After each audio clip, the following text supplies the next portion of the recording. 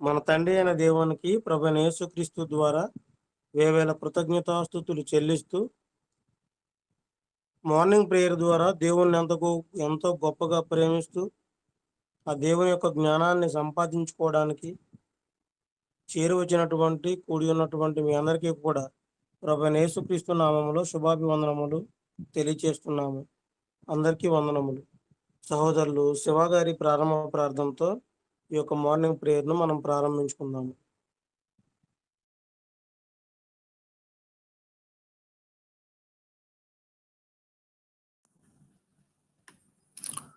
క్రీస్తు నామంన కూడి వచ్చిన అందరికీ వందనాలు తెలియజేస్తూ ఉన్నాను. మనల్ని ఇప్పటివరకు కాపాడిన తండ్రి అయిన దేవునికి కృతజ్ఞతలు తెలియజేస్తూ ఉన్నాను. ప్రార్థన చేసుకున్నాను. మహాపరిశుద్ధుడు అయిన తండ్రి, ప్రేమ కలిగిన మీ యొక్క ఘనమైన శ్రేష్టమైన నామమునకు తండ్రి మీకే కృతజ్ఞతాస్తుతులు చెల్లిస్తూ ఉన్నాం. తండ్రి మీ కృతజ్ఞతగా ఉంచి మమ్మల్ని అందరినీ సంరక్షించి తండ్రి ఈ ఉదయకాల సమయంలో దేవా లేఖనం మేము చెప్పుచున్నది అనే కార్యక్రమంలో పాల్గొనటానికి మీరు మా బ్రతుకులకు ఇచ్చిన గొప్ప భాగ్యాన్ని బట్టి మీకే కృతజ్ఞతాస్తుతులు చెల్లిస్తూ ఉన్నాం. తండ్రి మా దేవా మా తండ్రి ఈ యొక్క కార్యక్రమంలో పాటల ద్వారా తండ్రి మా గొంతెత్తి పాడి మా జెహోఫలాన్ని మీకు అర్పించేలాగా మీరే మాకు సహాయం అనుగ్రహించండి. తండ్రి మా దేవా మా తండ్రి వాక్య పఠనం చదివే విషయంలో మీ కృప తోడుగా ఉంచండి. వాక్య పఠన భాగాన్ని వివరించే సహోదరులు అనిల్ గారికి కావాల్సిన సంపూర్ణమైన మీ కృప కాపుదల దీవెనల ఉంచమని వేడుకుంటున్నాం. తండ్రి మరొక వాక్య భాగాన్ని వివరించబోయే సహోదరులకు కూడా మీరే సహాయం అనుగ్రహించమని వేడుకుంటున్నాం. తండ్రి ఎలాగున ఈ యొక్క కార్యక్రమం ఎటువంటి టెక్నికల్ ఇష్యూస్ లేకుండా సజావుగా సాగటానికి మీ సహాయం అనుగ్రహించండి దేవా. ఈ యొక్క కార్యక్రమాన్ని నడిపిస్తున్న రవి గారిని, తండ్రి అనిల్ గారిని, దేవకిరణ గారిని, వారి కుటుంబాలని జ్ఞాపకం చేసుకోండి. ఈ యొక్క కార్యక్రమంలో పాల్గొంటున్న ప్రతి బిడ్డను పేరు పేరుని దీవించి ఆశీర్వదించమని, ఈ యొక్క కార్యక్రమం మీకు మహిమకరంగాను తండ్రి కూడి వచ్చిన వారందరికీ దీవెనకరంగాను జరిగించులాగా మీరే తోడుగా ఉండి ఆశీర్వదించమని వేడుకుంటూ ఈ యొక్క ప్రార్థనా విన్నపములు మనవులన్నీ మీ ప్రియకుమారుడైన క్రీస్తు ప్రభునామం అడిగి వేడుకుంటూ ప్రార్థిస్తున్నాము తండ్రి. ఆమేన్. అందరికీ వందనాలండి. ప్రార్థన చేసిన సహోదరులు శివ గారికి ప్రత్యేకంగా వందనములు తెలియజేస్తున్నాము. ఈ సమయంలో దేవుణ్ణి స్తుతించుటకు గాను, కీర్తించుటకు గాను, ఆయన నామమున కొనియాడుటకు గాను మొదటి గీతముగా సహోదరులు సుబ్రహ్మణ్యం గారు, అలాగే రెండవ గీతముగా సహోదరులు లాలయ్య గారు పాడి దేవుని నామమున గణపరచవలసిందిగా కోరుకుంటూ ప్రేమతో ఆహ్వానిస్తున్నాము. మొదటిగా తండ్రి దేవునికి కృతజ్ఞతాస్తుతులు చెల్లించుకొనిచున్నాం. అలాగే గ్రూప్లో ఉన్న సహోదరులందరికీ కూడా వందనాలు. రవి గారికి కూడా నా హృదయపూర్వక వందనాలు.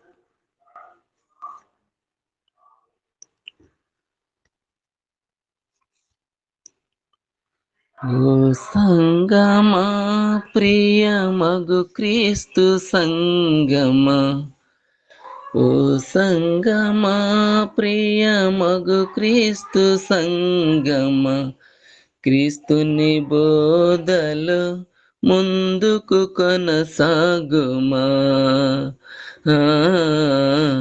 క్రీస్తుని బోధలు ముందుకు కొనసాగుమా.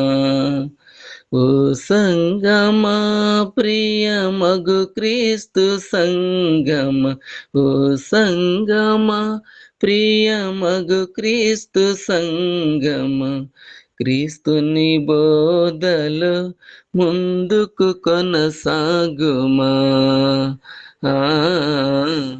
క్రీస్తుని బోధలు ముందుకు కొనసాగుమా.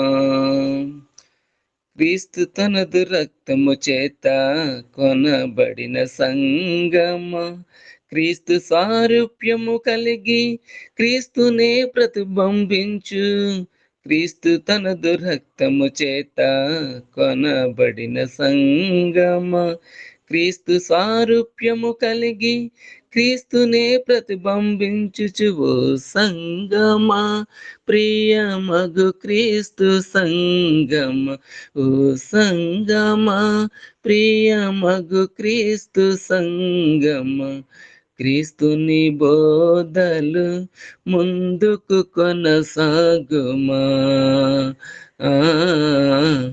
క్రీస్తుని బోధలు ముందుకు కొనసాగుమా. భిన్నమైన బోధల తట్టు తొలగిపోకుమా, మరి భక్తితో సత్యము కొరకు పోరాడము అంతము వరకు. భిన్నమైన బోధల తట్టు తొలగిపోకుమా, మరి భక్తితో సత్యము కొరకు పోరాడుము అంతము వరకు. ఓ సంగమా, ప్రియమగు క్రీస్తు సంగమ, ఓ సంగమా, ప్రియమగు క్రీస్తు సంగమ, క్రీస్తుని బోధలు ముందుకు కొనసాగుమా. క్రీస్తుని బోధలు ముందుకు కొనసాగుమా. పరిశుద్ధులకొక్కసారి అప్పగింపబడిన బోధకై పౌలు వలె పోరాడుచు విశ్వాసము కాపాడుకో. పరిశుద్ధులకొక్కసారి అప్పగింపబడిన బోధకై పౌలు వలె పోరాడుచు విశ్వాసము కాపాడుకో. ఓ సంగమా, ప్రియమగు క్రీస్తు సంగమ, ఓ సంగమా, ప్రియమగు క్రీస్తు సంగమ, క్రీస్తుని బోధలు ముందుకు కొనసాగుమా. క్రీస్తుని బోధలు ముందుకు కొనసాగుమా. క్రీస్తు రాకడా కొరకు కలంకమేమియు లేక పరిశుద్ధముగా నిలువ సిద్ధముగా నుండుమా. క్రీస్తు రాకడా కొరకు కళంకమేమియు లేక పరిశుద్ధముగా నీల సిద్ధముగా నుండుమా. ఓ సంగమా, ప్రియమగు క్రీస్తు సంగమ, ఓ సంగమా, ప్రియమగు క్రీస్తు సంగమ, క్రీస్తుని బోధలు ముందుకు కొనసాగుమా. క్రీస్తుని బోధలు ముందుకు కొనసాగుమా. అన్యజనుల మధ్యనున్న క్రీస్తు సంగమ, అనుసరించు సత్య మార్గం అందరూ నిన్ను పోలి నడువా. అన్యజనుల మధ్యనున్న క్రీస్తు సంగమా, అనుసరించు సత్య మార్గం అందరూ నిన్ను పోలి నడువ. ఓ సంగమా, ప్రియమగు క్రీస్తు సంగమ, ఓ సంగమా, ప్రియమగు క్రీస్తు సంగమ, క్రీస్తుని బోధలు ముందుకు కొనసాగుమా. క్రీస్తుని బోధలు ముందుకు కొనసాగుమా. అందరికీ వందనాలు.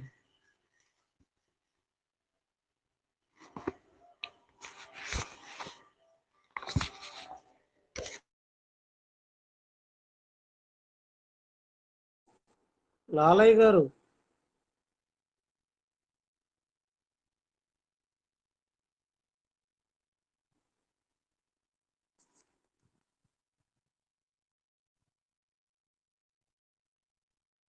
లాలయ్య గారు,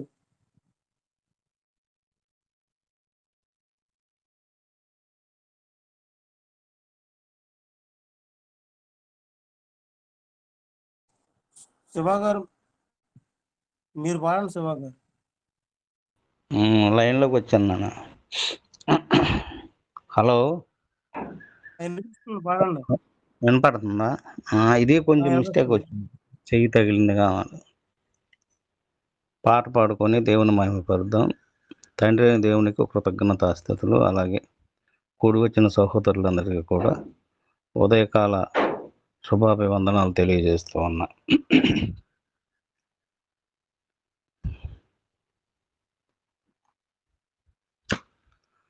నా తోడుగా ఉన్నవాడవే, నా చెయ్యి పట్టి నడుపువాడవే, నా తోడుగా ఉన్నవాడవే, నా చెయ్యి పట్టి నడుపువాడవే,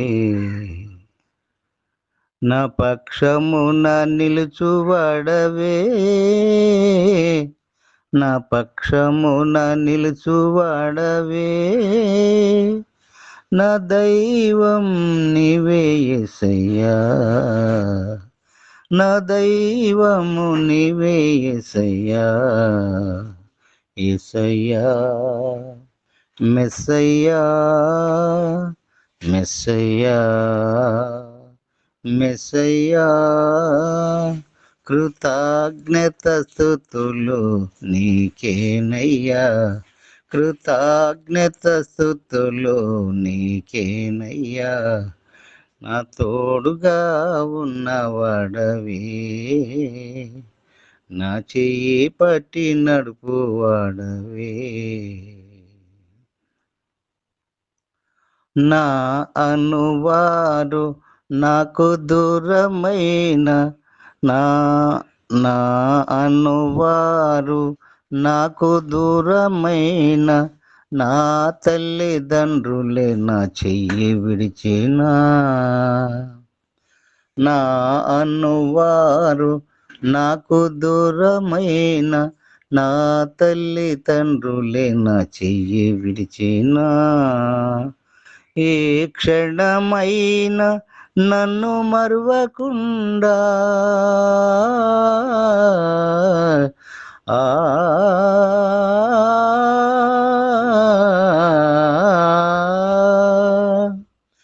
ఏ క్షణమైన నన్ను మరువకుండా, నీ ప్రేమతో నన్ను ఆదుకొంటివే, నీ ప్రేమతో నన్ను హత్తుకొంటివే, నా తోడుగా ఉన్నవాడవే,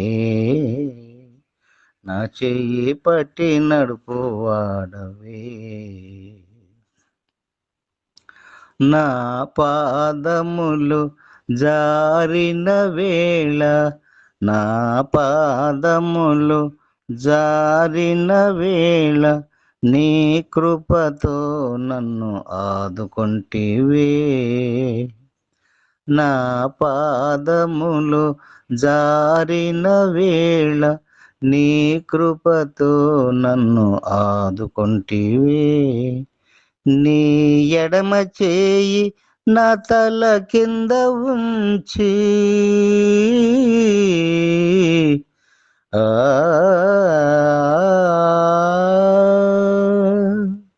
నీ ఎడమ చేయి నా తల కింద ఉంచి, నీ కుడి చేతితో నన్ను హత్తుకొంటివే, నీ కుడి చేతితో నన్ను హత్తుకొంటివే, నా తోడుగా ఉన్నవాడవే, నా చెయ్యి పట్టి నడుపువాడవే,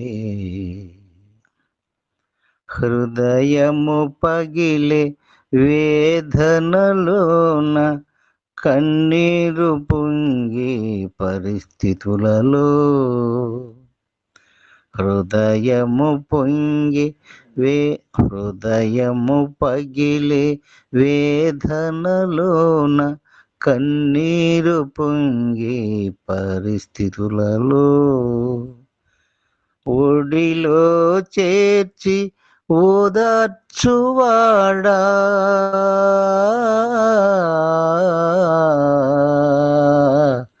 ఒడిలో చేర్చి ఓదార్చువాడ, కన్నీరు తుడిచిన కన్న తండ్రివే, కన్నీరు తుడిచిన కన్న తండ్రివే, నా తోడుగా ఉన్నవాడవే, నా చెయ్యి పట్టి నడుపువాడవే, నా పక్షమున నిలుచువాడవే, నా పక్షమున నిలుచువాడవే,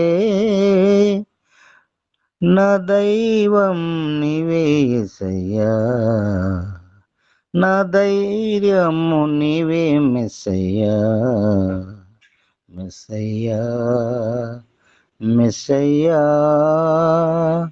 మెస్సయ్యా, మెస్సయ్యా.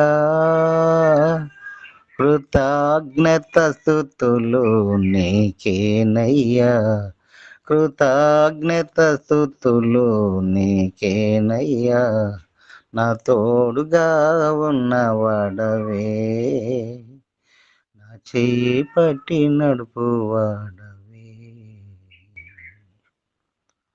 వందనాలయ్యా. ఇప్పటి వరకు చక్కగా దేవుడు వారికి అనుగ్రహించినటువంటి గాత్రముల ద్వారా దేవుని నామమును మహింపరిచినటువంటి సహోదరులు ఇరువురికి కూడా ప్రత్యేకంగా వందనములు తెలియజేస్తున్నాము. ఈ సమయంలో న్యాయాధిపతుల గ్రంథము 7వ అధ్యాయము వాక్యపఠన భాగంలో చదువుకుందాము. సహోదరులు శివ గారు 1 నుంచి 8 వచనములు చదివి వినిపిస్తారు. తర్వాత 9వ వచనం నుండి 18వ వచనం వరకు సహోదరులు లాలయ్య గారు చదువుతారు. 19వ వచనం నుండి 25వ వచనం వరకు సహోదరులు సుబ్రహ్మణ్యం గారు చదవవలసిందిగా కోరుకుంటూ ప్రేమతో ఆహ్వానిస్తున్నాము.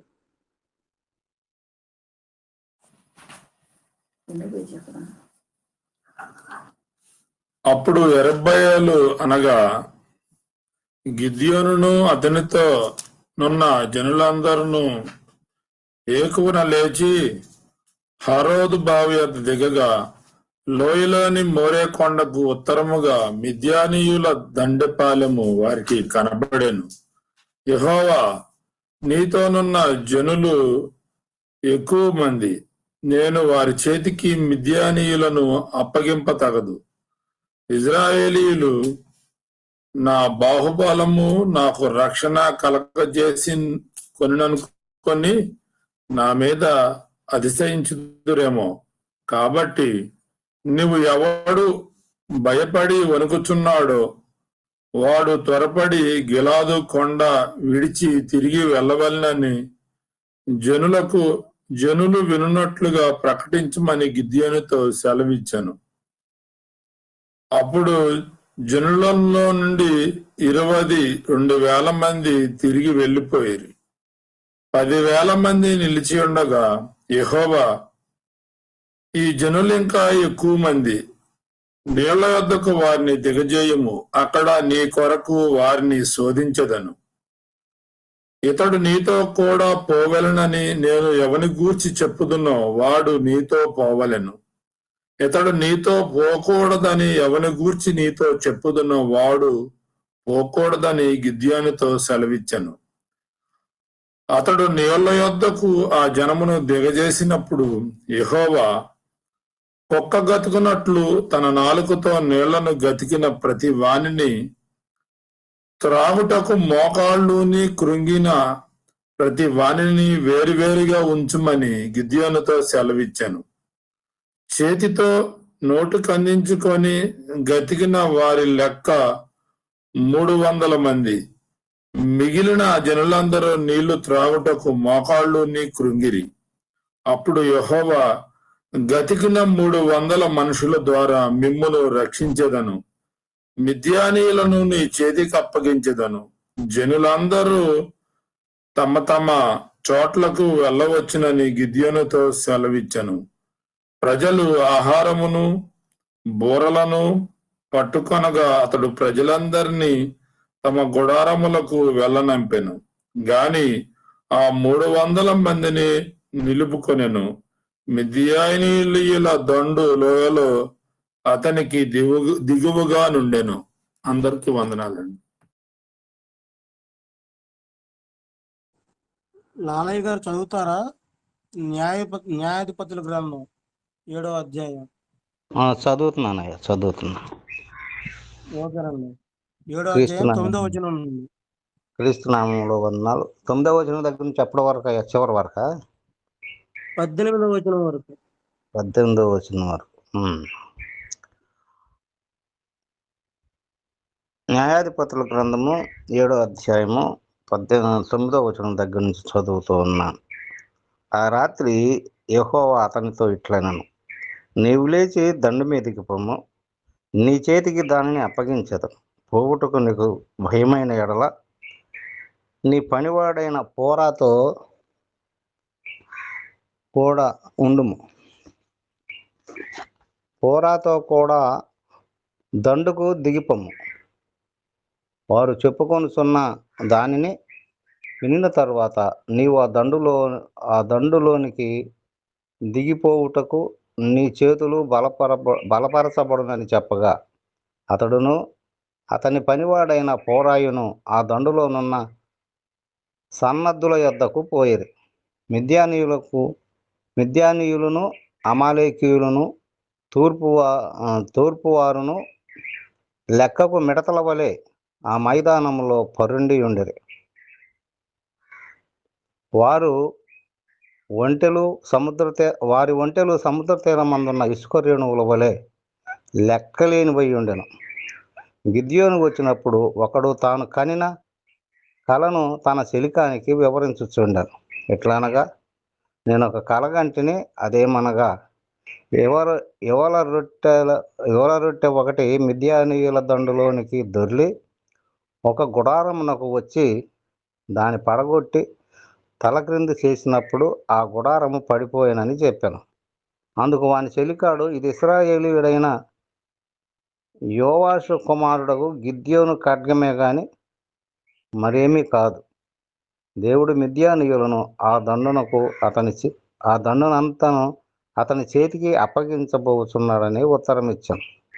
గిద్యోను ఆ కల వివరమును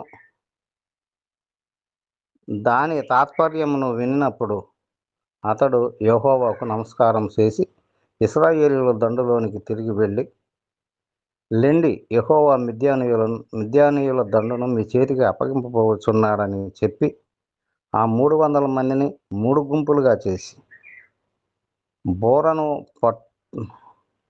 బోరను మట్టి కుండను ఆ కుండలో దివిటీలను ప్రతివాని చేతికిచ్చి వారితో ఇట్లనెను, నన్ను చూసి నేను చేయునట్లు చేయుడు. ఇదిగో, నేను వారి దండు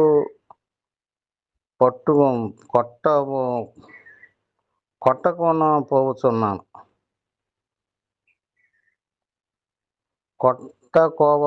పోవుచున్నాను. నేను చేయునట్లు మీరు చేయవలెను. నేనును నాతో ఉన్నవారందరూ బూరలు ఊదినప్పుడు మీరును దండుపాళెమంతటి చుట్టూ బూరలను ఊదుచు యెహోవాకును గిద్యోనుకును విజయము అని కేకలు వేయవలనని చెప్పాను. అట్లు నడుజాము మొదటి కావలి వారు ఉంచబడగానే గిద్యోను అతనితోనున్న 100 మందియు దండుపాళెము కొట్టుకొనకు పోయి బూరలు ఊది తమ చేతులలోనున్న కుండలను పగలగొట్టిరి. వందనాలయ్యా. వందనాలండి. అట్లు ఆ 3 గుంపుల వారు బోరలను ఊదుచు ఆ కుండలను పగలగొట్టి ఎడమ చేతులలో దివిటీలు, కుడి చేతులలో ఊదుటకు బోరలను పట్టుకుని యెహోవా ఖడ్గము, గిద్యోను ఖడ్గము అని కేకలు వేసిరి. వారిలో ప్రతివాడును తన చోటున దండు చుట్టూ నిలిచి ఉండగా ఆ దండు వారందరూ పరిగెత్తుచు కేకలు వేయుచు పారిపోయిరి. ఆ 300 మంది బూరలను ఊదినప్పుడు యెహోవా దండంతటిలో ప్రతి వారి ఖడ్గమును వాని పొరుగువాని మీదకి త్రిప్పెను. దండు సేరేరాతు వైపున నున్న బెత్షితా వరకు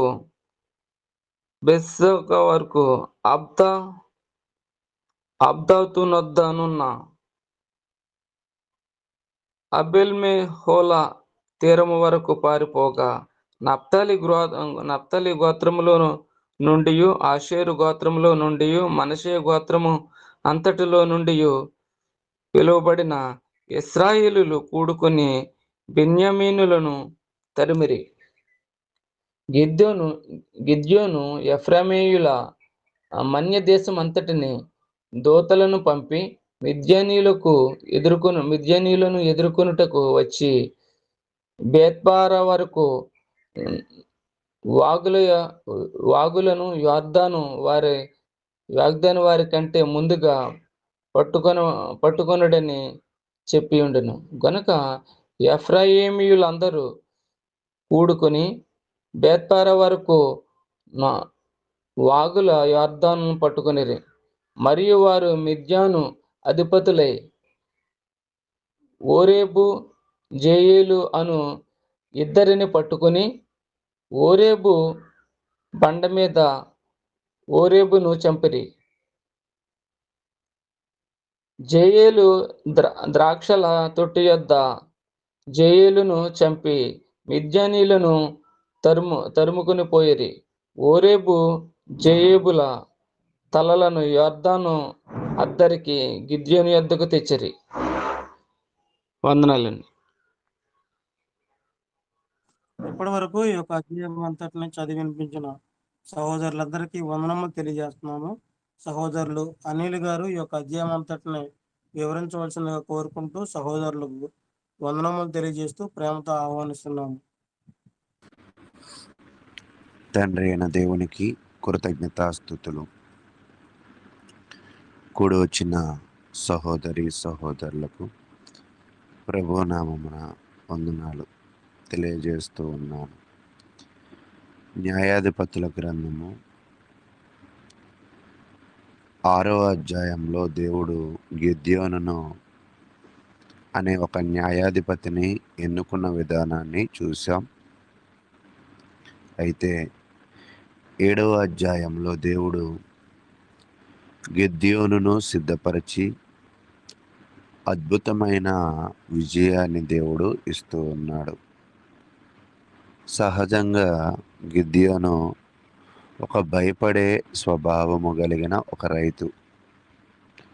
కానీ దేవుడు ఈ యొక్క అధ్యాయంలో ఉన్న ప్రాముఖ్యమైన విషయం ఏమిటి అంటే దేవుని బలముతోనే విజయము పొందగలము.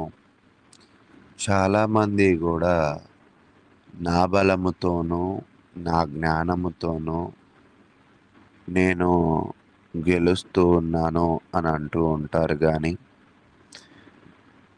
ప్రతి వ్యక్తి జీవితంలో కూడా గొప్ప స్థితికి వెళ్ళడానికి దేవుని యొక్క బలమే కారణము. ఈరోజు ఒక సేవకుడు, ఒక ప్రసంగికుడు వాక్యము బాగా చెప్తున్నారు అని అంటే అది వారి జ్ఞానము కాదు, అది దేవుని యొక్క దయ. అలాగే గిద్యోను యొక్క జీవితంలో కూడా ఆయన బలహీనుడే, భయస్థుడే. కానీ ఆయనకి బలము చేకూర్చి విజయాన్ని ఇచ్చింది మాత్రము దేవుడు. ఈ యొక్క అధ్యాయంలో విషయ భాగము అది. అయితే ఈ అధ్యాయంలో కీలక వచనము ఏది అంటే 2వ వచనం. ప్రజలు ఎక్కువగా ఉన్నారు,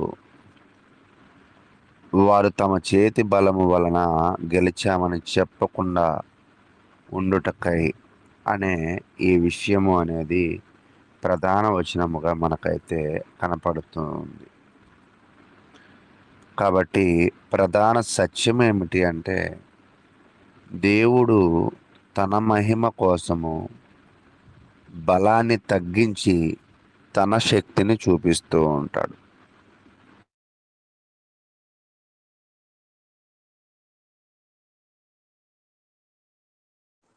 అనిల్ గారు మీ వాయిస్ రావట్లేదండి.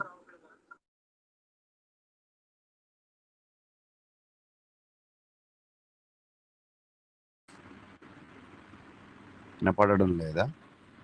ఇప్పుడు వినిపిస్తుందండి.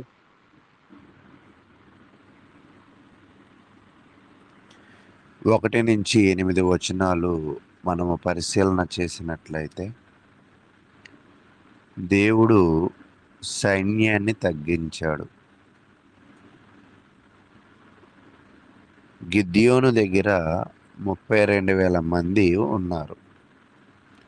మిద్యానీయులు 135,000 మంది ఉన్నారు. అయితే ఒకవేళ వీళ్ళకి యుద్ధము జరిగినట్లయితే గిద్యోను చాలా తేలికగా ఓడిపోవడానికి అవకాశం ఉంది. గల కారణం ఏమిటి అంటే, వాళ్ళ దగ్గర 1,00,000 మంది సైనికులు ఎక్కువగా ఉన్నారు. 1,03,000 మంది సైనికులు ఎక్కువగా ఉన్న పరిస్థితి. కానీ దేవుడు ఇక్కడ అంటున్న ఒక విషయం ఏంటంటే, గిద్యోను 32,000 మంది కూడా మనకి ఎక్కువే అని అన్నారు. ఒకవేళ ఈ మాట ఎవరైనా వింటే చాలా తొందరగా సనగడానికి, చాలా తొందరగా బలహీనపడడానికి అవకాశం అయితే ఉన్నది. అదేంటయ్యా, వాళ్ళ దగ్గర 1,35,000 మంది ఉంటే, మన దగ్గర 32,000 మంది ఉంటే, ఇంకా సైన్య బలాన్ని పెంచాలి కానీ ఇది కూడా ఎక్కువే, దీనిని తగ్గించమంటున్నావు అని అంటే, అవును, నా మాట ప్రకారం చెయ్యి అని దేవుడు తెలియజేశాడు. తెలియజేస్తూ ఒక మొదటి పరీక్షగా ఒకటి పెట్టాడు. ఏమిటి అంటే, ఎవరైతే భయపడే వాళ్ళు ఉన్నారో యుద్ధం ఉంటే వాళ్ళు వెళ్ళిపోవాలి అన్నాడు. ఎందుకంటే 1,35,000 మందిని చూసిన తర్వాత ఈ 32,000 మందిలో ఖచ్చితముగా భయక్రాంతులైన వాళ్ళు, ఓడిపోతామనే ఆందోళన కలిగిన వాళ్ళు ఉన్నారు. వారిని దేవుడు వెళ్ళిపోమన్నాడు. వెళ్ళిపోమని మొదట పరీక్ష పెట్టిన తర్వాత 22,000 మంది వెళ్ళిపోయారు. అయితే ఇప్పుడు ఎంతమంది మిగిలారు అంటే 10,000 మంది మిగిలారు. ఇప్పుడు మనకు ఉన్న సైన్యం ఎంత అంటే 10,000 మంది, వాళ్ళకు ఉన్న సైన్యం ఎంత అంటే 1,35,000 మంది. అయితే రెండవ పరీక్ష ప్రారంభమైంది. నీరు తాగే విధానాన్ని పరీక్షించాడు. 300 మంది మాత్రమే ఎంపిక అయ్యారు. మిగతా 9,700 మంది సరైన విధముగా నీరు తాగలేదు కాబట్టి వారిని కూడా పంపించేశారు. అంటే జరిగిన 2 పరీక్షలలో అందరూ వెళ్ళిపోయారు. చివరికి మిగిలింది ఎంతమంది అంటే 300 మంది మాత్రమే. అయితే ఇక్కడ ఆధ్యాత్మిక బోధ ఏమిటి అంటే, దేవుడు సంఖ్యను కాదు సమర్పణను చూస్తాడు. ఈరోజు ఒక్కోసారి మనం కూడా చూస్తున్నప్పుడు స్థానిక సంఘాలలో చాలామంది ఎక్కువ సంఖ్య ఉండాలి అని అనుకుంటూ ఉంటాం. కానీ దేవుడు సంఖ్యను కాదు సమర్పణ విధానాన్ని చూడాలి. ఈరోజు మనం కూడా టెలిగ్రామ్ గ్రూపులో ఒకవేళ మొదటిలో చాలామంది వస్తారేమో, అందరూ వాక్యం నేర్పించాలి అని అనుకుంటాం. కానీ దేవుడు ఎవరినైతే సిద్ధపరిచారో వాళ్ళు మాత్రమే వినగలరు, వాళ్ళు మాత్రమే చెప్పగలరు, వాళ్ళు మాత్రమే మారగలరు. మిగతా వాళ్ళు కూడా వాళ్ళకు ఎదురైన పరీక్షలలో వాళ్ళు విఫలమైపోయి ఈ క్లాసులో ఉండలేకపోవచ్చు. అది క్లాస్ అవ్వచ్చు, అది సంఘము కూడా అవ్వచ్చు. అయితే ప్రియ సహోదరులారా, మనము ఒక పని చేస్తున్నాము అంటే దేవుడు ఆ పనిలో మనలను నిలవబెట్టాలి, స్థిరపరచాలి అని అనుకుంటూ ఉన్నాడు. అయితే హీబ్రూ పదములో ఎరై అంటే భయపడుట అనే అర్థం. దేవుడు భయముతో ఉన్న వారితో పని చేయడు. ఎవరిలో అయితే భయం ఉంటుందో వాళ్ళతో పని చేయడు. అందుకే దేవుడు ఫిల్టర్ చేసేసాడు. ఎవరైతే భయస్థులు ఉన్నారో వాళ్ళందరినీ తోలేశాడు. పరీక్ష పెట్టాడు, దొరికిపోయారు వీళ్ళందరూ, తేలిపోయారు వీళ్ళందరూ. కాబట్టి నిజముగా మాకు వాక్యం నేర్పించిన దైవజనులు చెప్తూ ఉండేవాళ్ళు, క్రైస్తవుల జన్మ హక్కు ధైర్యం అంట.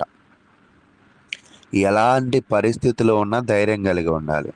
ఇప్పుడు నిలవబడ్డ 300 మంది యోధులు ఎటువంటి వాళ్ళు అంటే చాలా ఫుల్ కాన్ఫిడెన్స్, దేవుని మీద ఆధారపడుతూ ధైర్యంగా ఉన్నవాళ్ళు. 300 మంది 1,35,000 మందిని ఎలా చంపుతారో అనే దానికి భయపడే వాళ్ళు కాదు. ఖచ్చితంగా చంపుతాం, ఖచ్చితంగా గెలుస్తాం అనే కాన్ఫిడెంట్ ఉన్నవాళ్ళు. అయితే భయపడే వాళ్ళు వెళ్ళిపోయారు, స్థిరంగా ఉండేవాళ్ళు ఉన్నారు.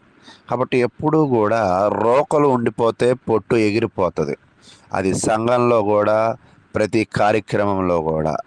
కాబట్టి మనం ఎప్పుడూ కూడా సంఖ్యను కాదు, సమర్పణతో కూడిన వాళ్ళను, స్థిరత్వంగా ఉన్న వాళ్ళను మాత్రమే చూడాలి. అయితే 9 నుంచి 15 వచనాలు చూస్తున్నప్పుడు దేవుడు భయపడిన గిద్యోనుకు ధైర్యం ఇచ్చాడు. ఆశ్చర్యమైన విషయం ఏంటంటే ఇక్కడ గిద్యోనుకి అధైర్యం వస్తున్న పరిస్థితి. అప్పుడు దేవుడు చెప్పాడు, భయపడితే శిబిరంలోకి వెళ్ళు. అక్కడ ఒక సైనికుడు కల చెప్పాడు, రొట్టె మిద్యానీల శిబిరాన్ని కాల్చేసింది.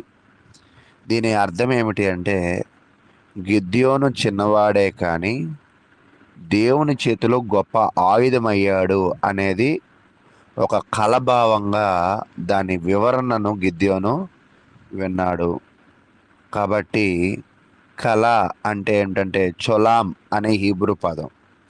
బైబిల్లో చాలాసార్లు దేవుడు ఇంతకుముందు పరిశుద్ధ గ్రంథము పరిపూర్ణంగా రాని సందర్భంలో దేవుడు తన ప్రజలతో నానా విధములుగా, నానా సమయములలో కళల ద్వారా కూడా దేవుడు మాట్లాడాడు. అయితే ఇప్పుడు కళల ద్వారా మాట్లాడతాడు అని అనడానికి అవకాశం అయితే లేదు. ఎందుకు అంటే సంపూర్ణమైన గ్రంథము దేవుడు మనకైతే ఇచ్చాడు.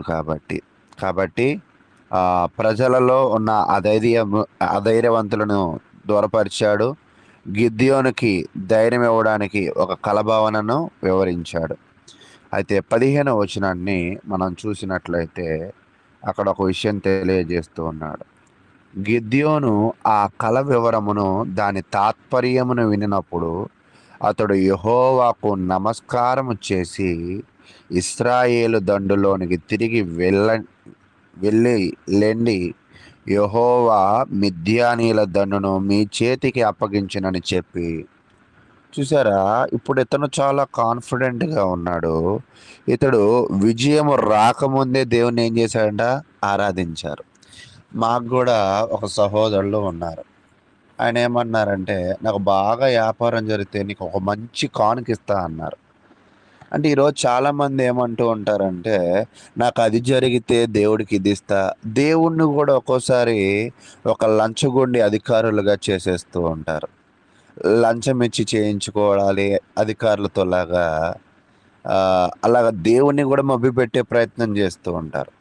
కానీ నిజమైన భక్తులు ఏంటంటే మనము దేవుని మీద ఆధారపడిన వాళ్ళు ముందుగానే విజయం రాకముందే గిద్యోను దేవునిని ఆరాధించాడు. కాబట్టి నిజమైన విశ్వాసి ముందే దేవునికి మహిమను చెల్లిస్తాడు. కానీ నేను గెలిచాక, నాకు లాభం వచ్చాక, మా అమ్మాయికి పెళ్ళయ్యాక, మాకు మగపిల్లోడు పుట్టాక మేము ప్రార్థన పెట్టుకుంటాం, ఇలా కాదు.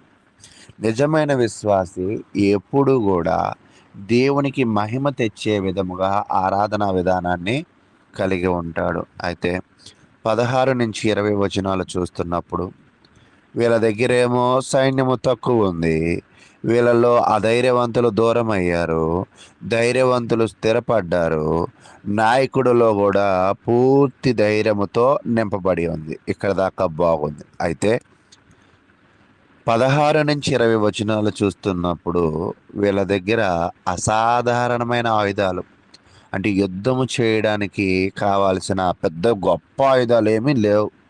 వీళ్ళ చేతిలో ఏమున్నాయంటే ప్రతి ఒక్కరి చేతిలో బోర, కాలి కొండ, కడగ, ఈ 3 వస్తువులు వాళ్ళ దగ్గర ఉండినట్లుగా మనం చూస్తూ ఉన్నాం. అయితే ఇవి ఆయుధాలు కావు. ఆధ్యాత్మిక అర్థం ఏమిటి అంటే, కుండ అంటే మన శరీరము, మనము మట్టి పాత్రలము అని.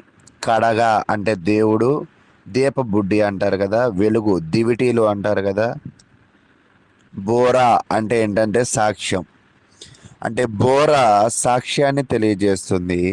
దీపము దేవుని యొక్క వెలుగు స్వభావాన్ని చూపిస్తుంది. కుండ మానవ మాతృలమైన మనము ఒట్టివారము మట్టివారము అని చెప్తూ ఉంది. అయితే కొండ పగిలినప్పుడు వెలుగు కనిపించింది. కొండ పగలకపోతే లోపలి వెలుగు బయటికి రాదు. మన అహంకారము, స్వార్థము, గర్వము అనే కొండ పగిలితేనే క్రీస్తులో ఉన్న వెలుగు కనపడిద్ది. దీన్ని మీరు బాగా అర్థం చేసుకోవాలి. నేను యుద్ధం గురించి చెప్పట్ల, స్వభావాన్ని చెప్తూ ఉన్నా. కొండ అనే స్వభావము పగిలితేనే, మనలో ఉన్న అహంకారం, స్వార్థము పగిలితేనే క్రీస్తులో వాక్యం అర్థమైంది. నిజంగా కొంతమందికి వాక్యం ఎంత చెప్పినా అర్థం కాదు. విన్నోళ్ళు వింటూనే ఉంటారు. ఏం చెప్పామో తిరిగి చెప్పండి అంటే గుర్తులేదండి అంటారు. అదే వాళ్ళని ఒక చిన్న మాట ఏదైనా అని చూడండి, నన్ను ఆ మాట అన్నారు, నన్ను ఆ మాట అన్నారు, 10 సార్లు గింజుకుంటూ ఉంటారు. అంటే నేనేం చెప్పాలనుకుంటున్నానంటే, మానవ శరీరాలలో అహంకారము, స్వార్థము, గర్వాలు ఉంటే క్రీస్తు వెలుగు కనపడదు, వారి మనోనేత్రాలు తెరవబడవు. అయితే ఇప్పుడు యెహోవా ఖడ్గము మరియు గిద్యోను ఖడ్గము, వారు కేక వేశారు, యెహోవా ఖడ్గము, గిద్యోను ఖడ్గము అని.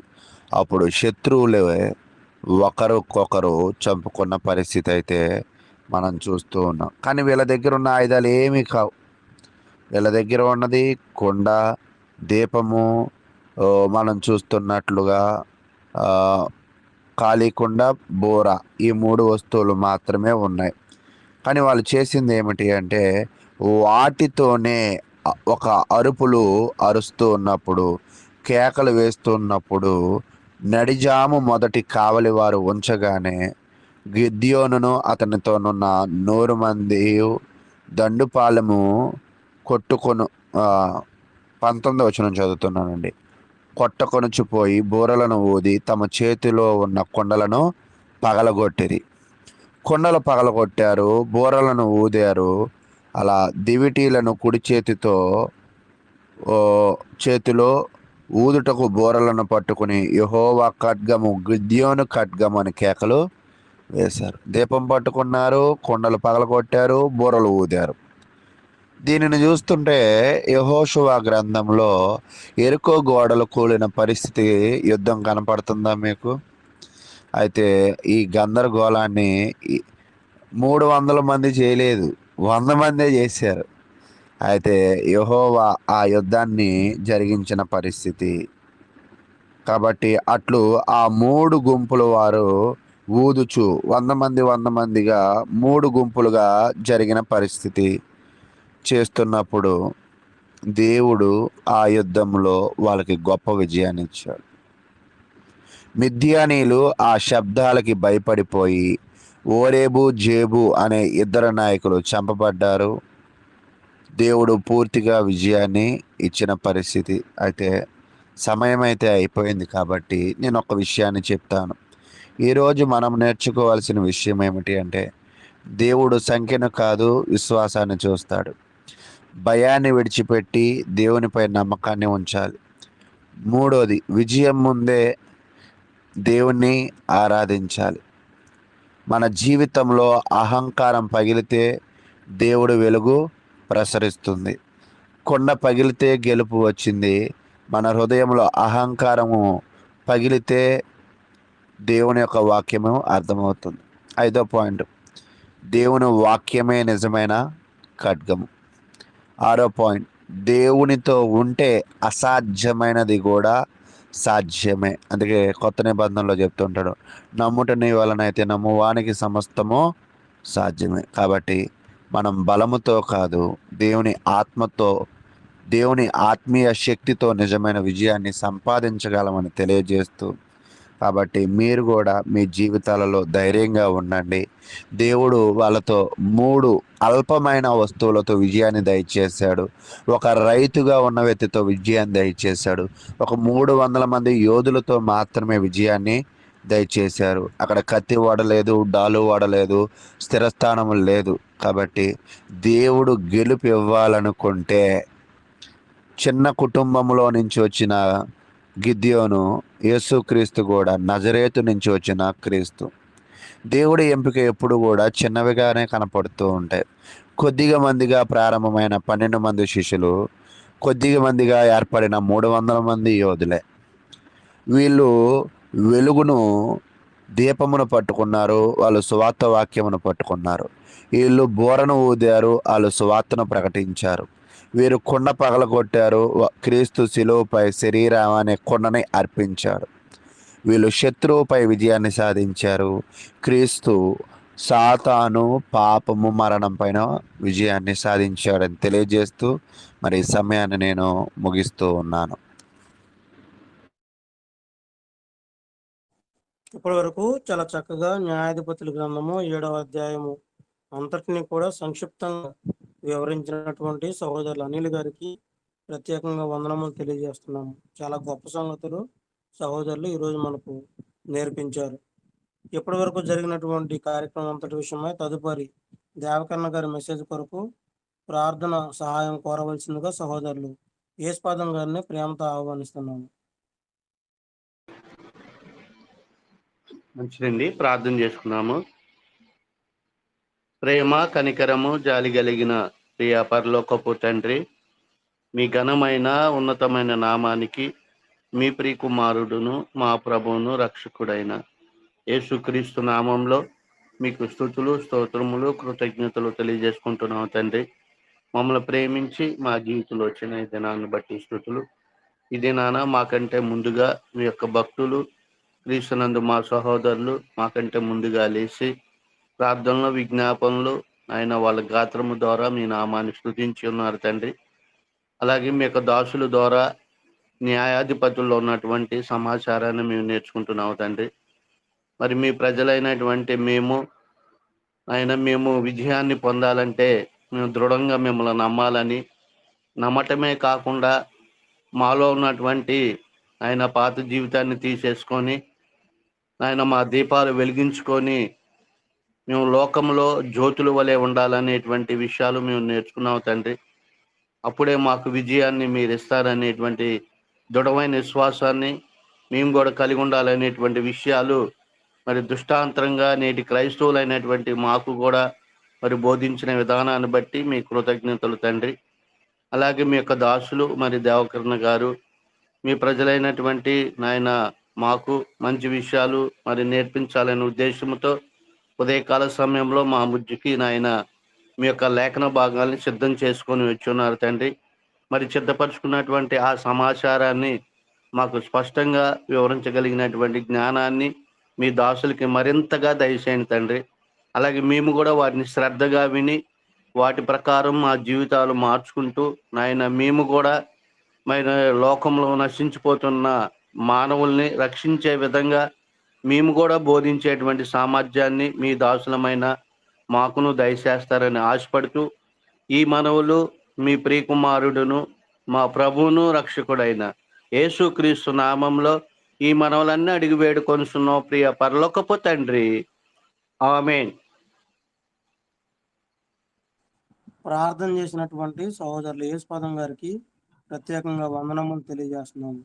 ఈ సమయంలో క్రీస్తునందు సహోదరులు దేవకర్ణ గారు దైవజనులు దేవుని యొక్క వాక్యం ఉపదేశించవలసిందిగా కోరుకుంటూ సహోదరులకు వందనములు తెలియజేస్తూ ప్రేమతో ఆహ్వానిస్తున్నాము.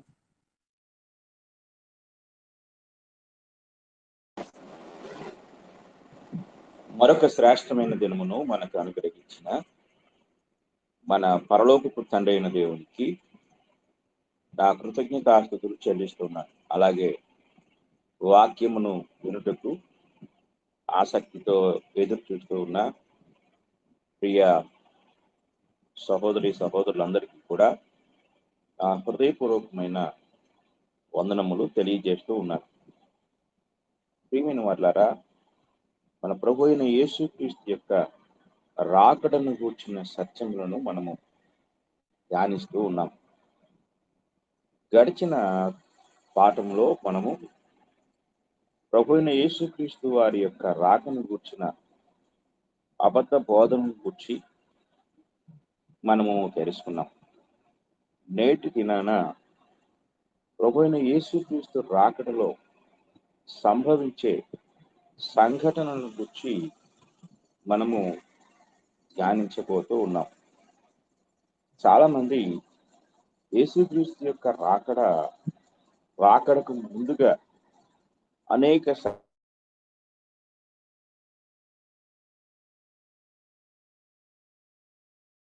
సంఘటనలు జరుగుతూ వస్తూ ఉంటాయి. అవి జరుగుతూ బట్టి మరి యేసుక్రీస్తు యొక్క రాకడ అనేది సంభవిస్తుంది అని మనం తెలుసుకోవాలి అని బోధిస్తూ ఉంటారు. ప్రభు అయిన యేసుక్రీస్తు యొక్క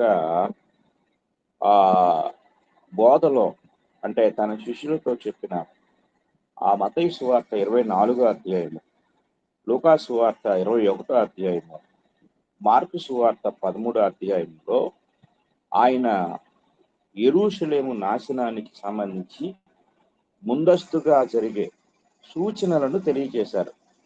కొన్ని సూచనలు జరుగుతూ ఉంటాయి, కానీ యేసుక్రీస్తు యొక్క రాకడకు సూచనలేవి ఉండవు అన్న సత్యాన్ని మనం బాగా తెలుసుకోవాలి. ఎందుకంటే యేసుక్రీస్తు రాకడను గురించి ప్రభు ఒకే ఒక సూచన మనకు తెలియజేశారు. ఏమిటి అంటే దొంగ వలె వస్తాను అన్నాడు. కాబట్టి దొంగ ముందుగా తన రాకకు సంబంధించి ముంగుర్తులు ఏమైనా మనకి ఇచ్చి రాడు. దొంగ అనే ఆ యొక్క పోలిక ఎలాంటిదంటే ఊహించకుండా అందరూ చూస్తూ ఉండగా కాదు, అందరూ అప్రమత్తంగా లేనప్పుడు, హాయిగా అలిసిపోయి నిద్రపోయేటప్పుడు తెల్లారేసరికి ఇంట్లో ఉన్న వస్తువులు మాయమైపోవటం, లేదా ఏదైనా ఒక ఊరు వెళ్ళి వచ్చేసరికి ఇంటికి వేసిన తాళాలు బద్దలు కొట్టడం, అంటే దొంగతనము జరుగుతుందనే కనీస ఊహ కూడా లేకుండా అని చెప్తూ ఉంటారు. ఇలా జరుగుతుంది అనుకుంటే మేము ముందుగా జాగ్రత్త పడేవాళ్ళం అండి. అసలు ఇంట్లో తనం జరుగుతుంది కల్లో కూడా అనుకోలేండి అని చాలా మంది చెప్తూ ఉంటారు. అంటే ఎవరు ఊహించకుండా, ఎవరు కనీసం అంచనా వేయకుండా ఆ దొంగ ఎలా వస్తాడో, దొంగతనం ఎలా జరుగుతుందో, అలాగే ప్రభు అయిన యేసుక్రీస్తు యొక్క రాకడ సంభవిస్తుంది. ఇది ప్రభు మనకు ఇచ్చిన గొప్ప సూచన, పోలిక. ఇంతకు మించి మనకు సూచనలు ఏమీ లేవు. కానీ దేవాలయ నాశనము లేక యెరూషలేము నాశనానికి సంబంధించి ప్రభు అనేక సూచనలు చెప్పారు. అది నేను మీకు తెలియజేశాను. అనేక సూచనలు ఆయన ఇచ్చారు. ఆ సూచనలన్నింటినీ చాలా మంది రాకడకు అన్వయం చేస్తూ ఇవన్నీ రాకడను గురించి చెప్పినవి అని చెప్పి చాలా మంది భ్రమపడుతూ ఉన్నారు. యేసుక్రీస్తు తన రాకను గురించి ఎలాంటి సూచనలు ఇవ్వడు. ఒకవేళ ఇస్తే దొంగ అనే పోలిక, దొంగ వలె అనే పోలిక తప్పైపోతుంది. కనుక ప్రభు అయిన యేసుక్రీస్తు వారు తన యొక్క రాకను గురించి ఎలాంటి ముందుగా సూచనలు మనకేమి ఇవ్వలేదు.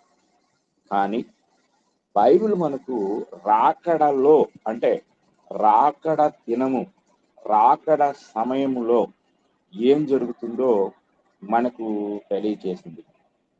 కనుక రాకడ సమయాన జరిగే సంఘటనలు మాత్రమే మనకు బైబిల్ చెప్పింది. కానీ రాకడకు ముందుగా ఒక నెల రోజులు ఇలా జరుగుతుంది, ఒక సంవత్సరం సంవత్సర కాలం పాటు ఇలా జరుగుతుంది. ఆ తర్వాత ఒక వారం రోజుల పాటు ఈ సంఘటన ఇలా ఇలా ఇలా జరుగుతూ వస్తాయి అని బైబిల్ మనకు ఎలాంటి సమాచారము ఇవ్వలేదు.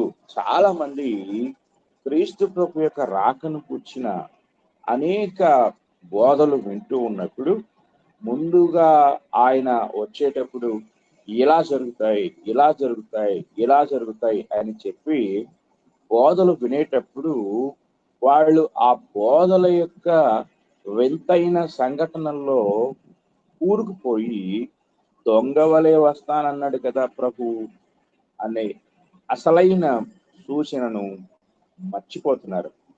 ప్రభు దొంగ వలె వస్తాను అని ఆ చెప్పిన పోలిక అది హఠాత్తుగా, అనుకోకుండా, అనుకోని సమయంలో, ఎవరు ఊహించని సమయంలో, అంతా నిమ్మళంగా ఉన్నప్పుడు, అందరూ ప్రశాంతంగా ఉన్నప్పుడు మనకి కొన్ని పోలికలు చెప్పారు ఆయన. అవేమిటి అంటే జనులు నోవహు దినముల్లో తినుచు త్రాగుచు పెండ్లి చేసుకొనుచు పెళ్లికిచ్చుచూ ఉండి అనే మాట. అంటే అందరూ ప్రశాంతంగా ఎవరి పన్ను వాళ్ళు చేసుకుంటూ ఉన్నారు. ఎవరు కూడా ఊహించలేదు. ఇది మనం చాలా జాగ్రత్తగా గ్రహించాలి. మనము వర్షం వస్తూ ఉన్నప్పుడు ముందుగా మనకు కొన్ని సూచనలు కనపడతాయి. ఉన్నట్టుండి ఆకాశము నల్లగా మారిపోవటము, మేఘావతమైపోవటము, గాలి రావటము, ఉన్నట్టు మెరవ, ఇవన్నీ మనకు ఒక 5 నిమిషాలు 10 నిమిషాలు ముందుగానైనా సూచనలు కనపడుతూ ఉంటాయి. దీన్ని బట్టి అరే వర్షం వస్తుందని హడావుడిగా ఆ పొలాల్లో ఉన్న రైతులు జాగ్రత్త పడతారు, ఇంటి దగ్గర ఉన్నవారు జాగ్రత్త పడతారు, అలాగే బయట ఉన్నవారు ఇంట్లోకి పరిగెత్తుకుంటూ వెళ్తారు. కనీసం కొంత టైం అనేది ఉంటుంది. ఇవన్నీ సూచనలు. కానీ ప్రభు యొక్క రాకడకు ఏ సూచనలు లేవు అన్న సంగతి చాలా మంది మర్చిపోతూ ఉన్నారు. చూడండి, 24వ అధ్యాయము, మత్తయి సువార్త 24వ అధ్యాయము 36వ వచనం నుండి చదువుకుందాం. అయితే ఆ దినమును గూర్చియు ఆ గడియను గూర్చియు తండ్రి మాత్రమే ఎరుగును గాని ఏ మనుషుడైనను పరలోకమందలి దూతలైనను కుమారుడైనను ఎరుగరు. నోవహు దినములు ఎలాగుండెనో మనుష్య కుమారుని రాకడయును అలాగే ఉండును. ఒక చిన్న సూచన, పోలిక.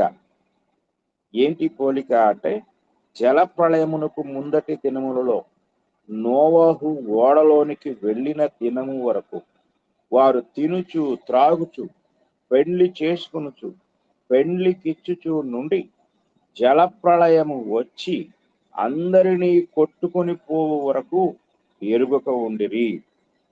చూడండి, హఠాత్తుగా జల ప్రళయం వచ్చేసింది.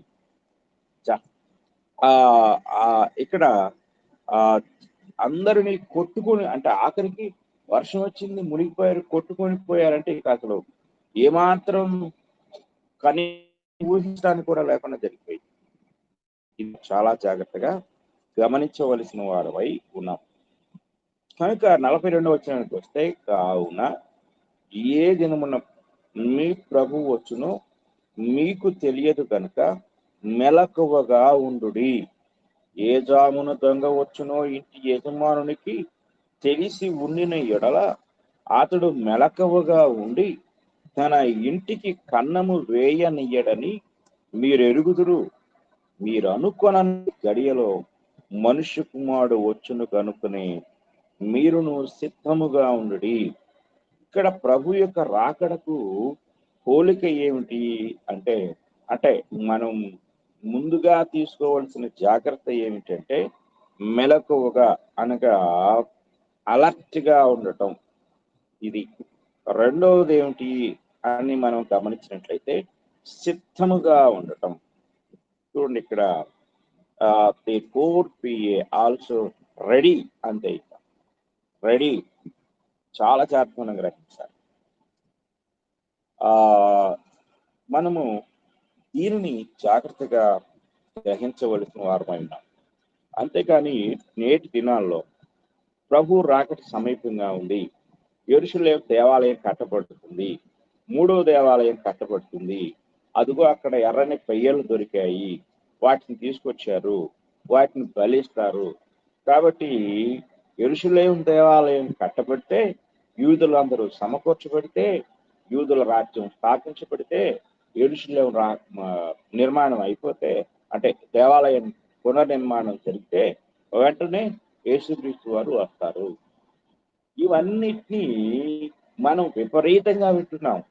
కానీ ఇవన్నీ ఒకవేళ సూచనలు అనుకుంటే, ప్రభువారు తన రాకను గురించి చెప్పిన ఈ అధ్యాయంలో ఎక్కడా కూడా మరలా దేవాలయం నిర్మితమవుతుందని, మరలా ప్రభు యొక్క రాకడకు ముందుగా యూదులు దేవాలయం నిర్మించాలి, అక్కడ ఎర్రని పెయ్యలు తీసుకురావాలి, వాటిని బలి ఇవ్వాలి, ఇవన్నీ ఒకదాని వెంట ఒకటి జరుగుతూ ఉంటాయి అని ప్రభు చెప్పుంటే మనం ఏమవ్వాలి అంటే, యూదుల దేవాలయం నిర్మాణం అయిన తర్వాతే మారుమనసు పొందాలి. అప్పటిదాకా అక్కర్లేదు. అప్పటిదాకా మారుమనసు అవసరం లేదు. అప్పటిదాకా బాప్తిసం తీసుకోవాల్సిన అవసరం లేదు. ఎర్రని పెయ్యలు దొరికేంత వరకు సంఘ స్థాపన కూడా అవసరం లేదు. ఎందుకంటే అవి దొరికితేనే కదా బలి అర్పించేది. కనుక ఈ కట్టుకథలన్నీ మనము వింటున్నప్పుడు మన మానసిక జ్ఞానం ఏమైపోతుందంటే, ఆశ్చర్యాన్ని భయాన్ని కలిగించే బోధలు వింటున్నప్పుడు మనం ఏం కోల్పోతున్నామంటే విచక్షణ జ్ఞానం. ఏమిటి విచక్షణ జ్ఞానం అంటే, ఏ దినమున మీ ప్రభు వచ్చునో మీకు తెలియదు కనుక మెలకువగా ఉండండి, సిద్ధముగా ఉండండి అని చెప్పిన వాక్యాన్ని మనం మర్చిపోతున్నాం. కనుక మనం గ్రహించవలసిన విషయం ఏమిటంటే, యేసుక్రీస్తు వారు తన రాకలో ఆయన ఇక్కడ చెప్పిన పోలిక ఏమిటంటే, దొంగ వలె వస్తాను అన్నాడు. మీరు అనుకొనని గడియలో, అంతేగాని యూదుల దేవాలయ నిర్మాణం తర్వాత వస్తాను అని చెప్పితే, యూదుల దేవాలయము నిర్మాణం కాలేదు కాబట్టి నాకు ఇంకా తొందర అక్కర్లేదు, నేను ఇంకా ఇప్పుడే మారుమనసు పొందాల్సిన పని లేదు, ఎందుకంటే వాళ్ళు దేవాలయం ఏం మొదలు పెట్టలేదు ఇంకా అని చెప్పేసి ప్రతి ఒక్కరూ కూడా ప్రభు రాక విషయమై ఎలాంటి సిద్ధపాటు కలిగి ఉండవలసిన అవసరం లేదు. కనుక మనం గ్రహించవలసిన విషయం ఏంటంటే, దేవుని వాక్యాన్ని మనం పరిశీలించినప్పుడు దేవుడు ఆయన తన అంతిమ దేవాలయ నిర్మాణాన్ని జరిగించేశారు. కనుక ఇంకొక దేవాలయ నిర్మాణంతో సంబంధం ప్రభువుకి సంబంధం లేదు. ఇదిగా గ్రహించాలి. ఎందుకు అంటే, యూదుల దేవాలయం కంటే కూడా సార్వత్రిక దేవాలయ నిర్మాణం జరిగిపోయింది. ఇది మనం చాలా జాగ్రత్తగా గ్రహించాలి.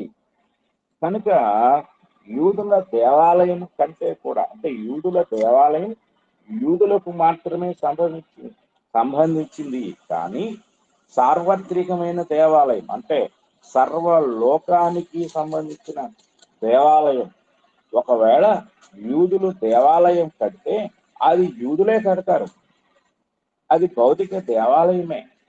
కానీ యేసుక్రీస్తు కట్టే దేవాలయం ఒకటి ఉంది, దానిని జకరియా ప్రవచించారు.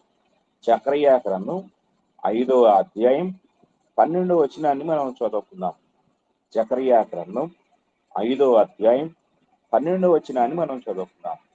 అతనితో ఇట్లనుము, సైన్యములకు అధిపతికి యెహోవా సెలవిచ్చినదేమనగా, చిగురు అను ఒకడు కలడు, అతడు తన స్థలములో నుండి చిగుర్చును, అతడు యెహోవా ఆలయమును కట్టును, అతడే యెహోవా ఆలయమును కట్టును, అతడు ఘనత వహించుకొని సింహాసనాసీనుడై ఏలును, సింహాసనాసీనుడై అతడు యాజకత్వం చేయగా ఆ ఇద్దరికి సమాధానకరమైన యోచనలు కలుగును. చాలా జాగ్రత్తగా మనం గమనించాలి. ఈ యొక్క ప్రవచనాన్ని మనం పరిశీలిస్తే ఎవరు ఈ చిగురు, దావీదుకు చిగురు అన్నాడు. యెషై మొద్దు నుండి చిగురు పుట్టును అని యెషయా ప్రవచించారు. ప్రభు అయిన యేసుక్రీస్తు వారికి సంబంధించి ఆ బైబిలు ప్రత్యక్షపరిచిన ప్రవచన పేరుల్లో ఇదొక పేరు. ప్రవచన సంబంధమైన పేర్లు ఆయనకు ఉన్నాయి. ఆ పేర్లలో ఒకటి ఏమిటి అంటే చిగురు అని. ఆ చిగురు అనే ఆయన వచ్చి దేవాలయాన్ని కడతాడు, యెహోవా ఆలయాన్ని కడతాడు. అతడే యెహోవా ఆలయమును కట్టును అంటాడు. అతడే అంటే ఇప్పుడు ఒకవేళ యూదుల దేవాలయ నిర్మాణం జరుగుతుంది అని మనం అనుకుంటే, ఇప్పుడు మరలా యేసుక్రీస్తు వారు ఈ లోకానికి వచ్చి ఆలయాన్ని కట్టాలా? చాలా జాగ్రత్తగా మనం ఆలోచించాలి. ఇక్కడ జకర్యా ప్రవచనంలో దేవాలయ నిర్మాణాన్ని లేక యెహోవా ఆలయాన్ని జరిగించేవాడు చిగురు. ఆ చిగురు ప్రభు అయిన యేసుక్రీస్తు అన్న సంగతి మనందరికీ తెలిసిందే. మరి యేసుక్రీస్తు కట్టే యెహోవా ఆలయం ఏమిటి? చాలా జాగ్రత్తగా మనం గ్రహించాలి.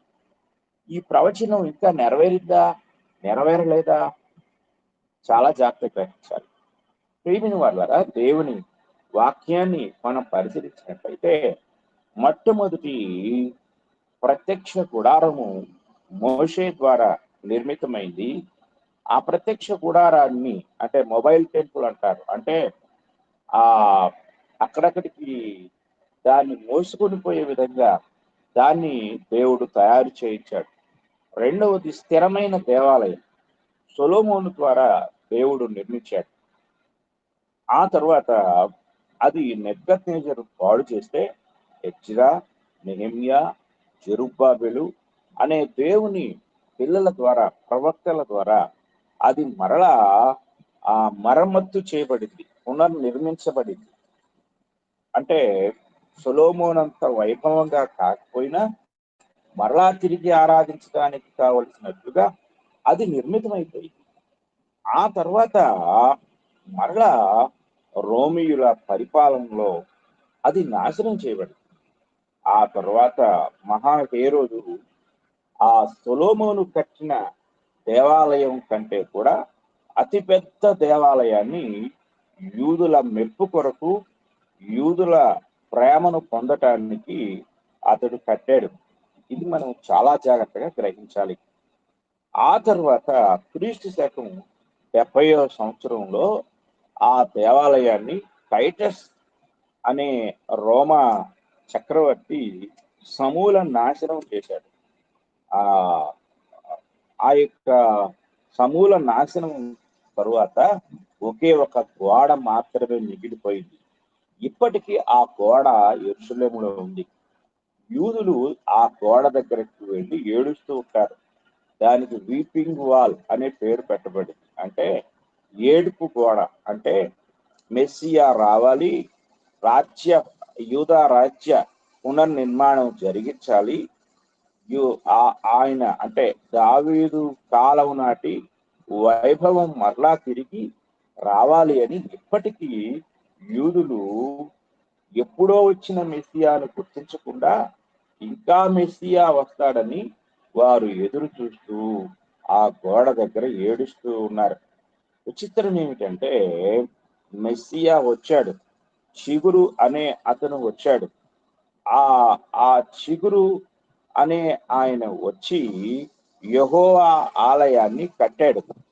ఈ సంగతి యూదులకు తెలియదు. నేటి అనేక మంది క్రైస్తవులకు క్రీస్తు రాకడకు, దేవాలయ నిర్మాణానికి ముడిపెట్టి బోధిస్తున్న బోధకులు కూడా తెలియదు. అంతిమ దేవాలయము కట్టబడింది. ఇది ఎఫెసీయులకు రాసిన పత్రిక 2వ అధ్యాయము 20వ వచనాన్ని మనం చదువుకున్నట్లయితే జకర్యా ప్రవచనం ఇక్కడ నెరవేరింది.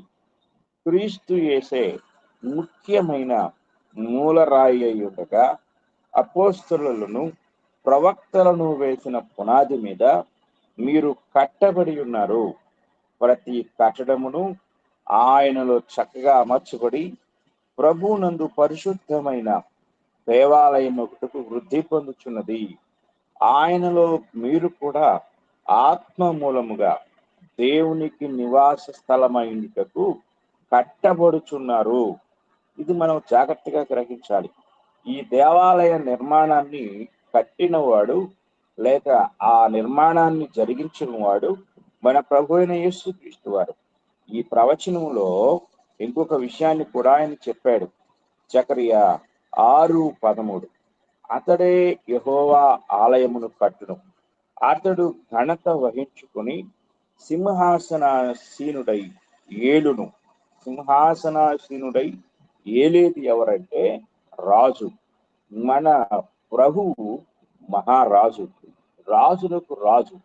ఆయన రాజ్య స్థాపన జరిగిస్తాడు, రాజై పరిపాలిస్తాడు. అంత మాత్రమే కాదు, ఇంకొకటి యాజకత్వము చేస్తాడు. సింహాసనాసీనుడై అతడు యాజకత్వము చేయగా ఆ ఇద్దరికి సమాధానకరమైన యోచనలు కలుగును. ఏ ఇద్దరు ఇక్కడ? ఆ ఇద్దరు ఒకటి యూదులు, ప్రపంచమంతా మిగిలి ఉన్న అన్ని జనులు. ఎఫెసీ పత్రిక 2వ అధ్యాయము, ఎఫెసీ పత్రిక 2వ అధ్యాయము 13వ వచనము నుండి మనం చదువుకుందాం. ఇక్కడ మనం గ్రహించవలసిన సత్యం ఏమిటంటే, యేసుక్రీస్తు కట్టిన దేవాలయంలోనికి సర్వలోకానికి ప్రవేశం ఉంది. కానీ యూదులు కట్టిన దేవాలయంలోనికి యూదులకు మాత్రమే ప్రవేశం ఉంది. యూదులకు మాత్రమే ఎందుకు ప్రవేశం ఉందంటే అది ధర్మశాస్త్ర నియమం. కాబట్టి ధర్మశాస్త్రము నెరవేరిపోయింది. ఎప్పుడైతే యేసుక్రీస్తు వారు ధర్మశాస్త్రాన్ని నెరవేర్చి కొట్టివేశారో యూదా దేవాలయానికి ఉన్న ప్రాముఖ్యత అంతరించిపోయింది. ఆయన తన ఆత్మను తండ్రికి సిలువలో అప్పగించినప్పుడు దేవాలయపు అడ్డుతెర పైనుండి కిందకు చినిగిపోయింది. ధర్మశాస్త్ర నెరవేర్పు జరిగిపోయింది. ఎప్పుడైతే ధర్మశాస్త్ర నెరవేర్పు జరిగిందో యూదులకు అన్యులకు మధ్య ఉన్న ఆ యొక్క అడ్డుతెర తెగిపోయింది, ఆ నిషేధం పోయింది. ఇప్పుడు 13వ వచనం చదువుకుందాం. అయినను మునుపు దూరస్తులైన మీరు ఇప్పుడు క్రీస్తు యేసునందు క్రీస్తు రక్తము వలన సమీపస్తులై ఉన్నారు. గొర్రెపిల్లల యొక్క రక్తము పాపము నుండి విమోచించలేదు కనుక యేసుక్రీస్తు వారు వచ్చి ఒకే ఒక బలిని సమర్పించారు. ఆ ఒక్క బలితో బలులన్నీ అంతరించిపోయాయి. ఇక్కడ ఈ బలి తరువాత ఇంకా బలి అనేది లేదు. మరలా ఇప్పుడు ఎర్రని పయ్యలు తీసుకొచ్చి బలి అర్పిస్తారనే బోధ క్రీస్తు యొక్క బలితో బలి నెరవేరలేదు అని చెప్తుంది.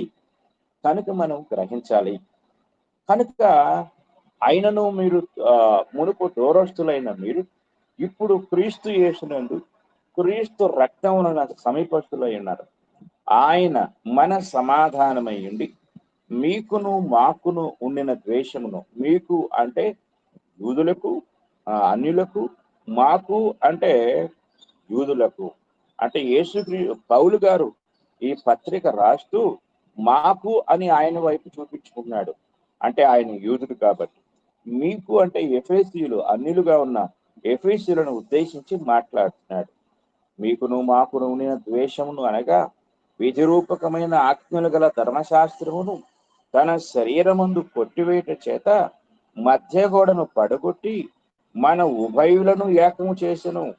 ఇట్లు సంధి చేయుచు ఈ ఇద్దరిని తన యందు ఒక్క నూతన పురుషునిగా సృష్టించి తన శిలువన ఆ ద్వేషమును సంహరించి దాని ద్వారా వీరిద్దరిని ఏక శరీరముగా చేసి దేవునితో సమాధాన పరచవలని ఇలాగు చేసెను కనుక ఆయనయే మనకు సమాధాన కారకుడై ఉన్నాడు. మరియు ఆయన వచ్చి దూరస్తులైన మీకును సమీపస్తులైన వారికిని సమాధాన సువార్తను ప్రకటించను. అదే ఇక్కడ జకరియా చెప్పాడు. ఆయన సింహాసనాసీనుడై ఏలును. సింహాసనాసీనుడై అతడు యాచకత్వము చేయగా ఆ ఇద్దరికి సమాధానకరమైన యోచనలు కలుగును. ఈ ప్రపంచం అంతటిలో ఉన్న రెండు జాతులు ఎవరు అంటే యూదులు, దేవుని ప్రజలని పిలువబడిన వారు. రెండు అన్యజనులు. ఇప్పుడు యూదుడు లేడు, అన్యుడు లేడు. వీళ్ళిద్దరిని కొట్టివేసి ఒక్క నూతన పురుషునిగా చేశాడు. ఆ ఒక్క నూతన పురుషుడే క్రైస్తవుడు. ఆయన ద్వారానే మనము ఉభయులము ఒక్క ఆత్మయందు తండ్రి సన్నిధికి చేరగలిగి ఉన్నాము. కాబట్టి మీరిక మీదట పరజనులను పరదేశులనై ఉండక పరిశుద్ధులతో ఏక పట్టణస్థులను దేవుని ఇంటివారునై ఉన్నారు. క్రీస్తు యేసే ముఖ్యమైన మూలరాయి ఉండగా అపోస్తలులను ప్రవక్తలను వేసిన పునాది మీద మీరు కట్టబడి ఉన్నారు. ప్రతి కట్టడమును ఆయనలో చక్కగా అమర్చబడి ప్రభువునందు పరిశుద్ధమైన దేవాలయముకు వృద్ధి పొందుచున్నది. ఆయనలో మీరు కూడా ఆత్మ మూలముగా దేవునికి నివాస స్థలమైనకు కట్టబడుచున్నారు. కనుక ఇక్కడ మనము చాలా జాగ్రత్తగా పరిశీలించినట్లయితే అంతిమ దేవాలయము క్రీస్తు కట్టిన దేవాలయమనే ఆత్మ సంబంధమైన దేవాలయము, అదే క్రీస్తు ప్రభు యొక్క సంఘము. ఇది మనము చాలా జాగ్రత్తగా గమనించవలసిన వారమై ఉన్నాం. ఇక ఆ దేవాలయము తర్వాత ఇక ఏ దేవాలయము లేదు. చాలా జాగ్రత్తగా గ్రహించాలి. 1 కొరింథీ పత్రిక 3వ అధ్యాయము 16-17 వచనాలు మనం చదువుకుందాం. మీరు దేవుని ఆలయమై ఉన్నారనియు దేవుని ఆత్మ మీలో నివసించుచున్నాడనియు మీరెరుగరా? ఎవడైనను దేవుని ఆలయమును పాడు చేసిన యెడల దేవుడు వానిని పాడు చేయును. దేవుని ఆలయము పరిశుద్ధమైనది, మీరు ఆ ఆలయమై ఉన్నారు. చాలా జాగ్రత్తగా గ్రహించాలి. ఇక్కడ పౌలు గారు మీరు దేవుని ఆలయం అని ఎవరిని గురించి ఆయన మాట్లాడుతున్నారు అంటే సంఘము, క్రైస్తవ సమూహాన్ని, క్రీస్తు ప్రభు యొక్క సంఘాన్ని ఆయన ఇక్కడ దేవాలయము అంటూ ఉన్నాడు. కనుక అంతిమ దేవాలయ నిర్మాణం జరిగిపోయింది. కాబట్టి ఇక మరలా దేవాలయం అనేది లేదు.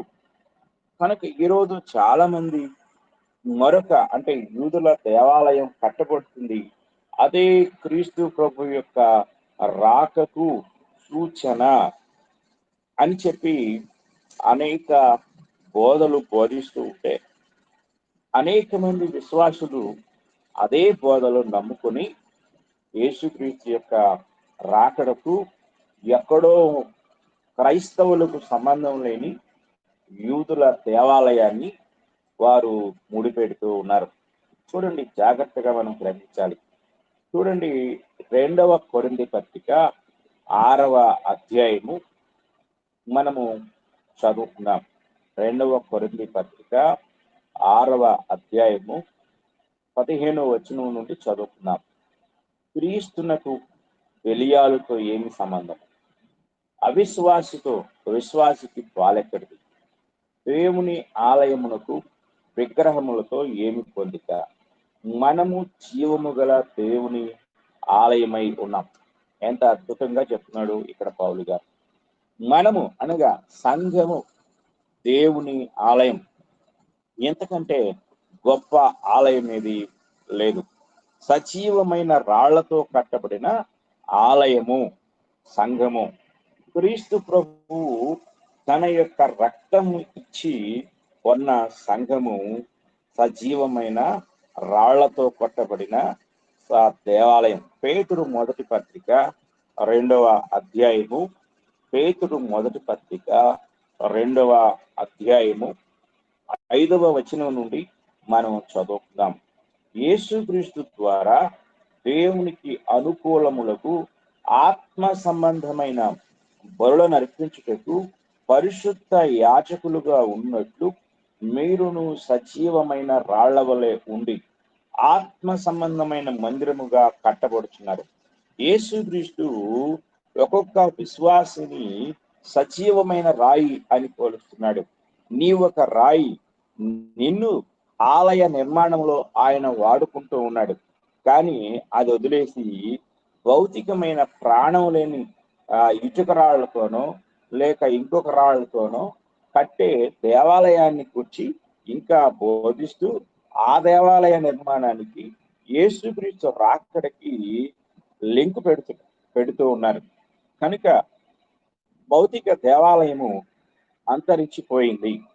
భౌతిక దేవాలయము ముందుగా అంటే తర్వాత జరగబోయే ఆత్మ సంబంధమైన ఆలయానికి అది సూచన. యేసుక్రీస్తు యొక్క బలికి ముందు సూచన పాత నిబంధన బలులు.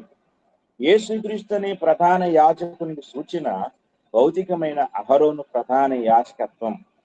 ఇశ్రాయేలు భౌతిక రాజ్య పరిపాలన లేక రాజు క్రీస్తు రాజ్య పరిపాలనకు క్రీస్తు ప్రభు రాజుగా పరిపాలిస్తాడనే రాజరిక వ్యవస్థకు ముందస్తు సూచనలు.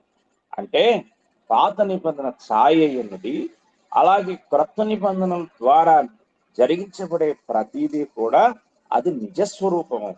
పౌలు ఎఫెసీయులకు రాస్తూ కొలసీయులకు రాస్తూ అంటాడు, ఇది ఛాయ కాని నిజస్వరూపము క్రీస్తులో ఉన్నది అంటాడు.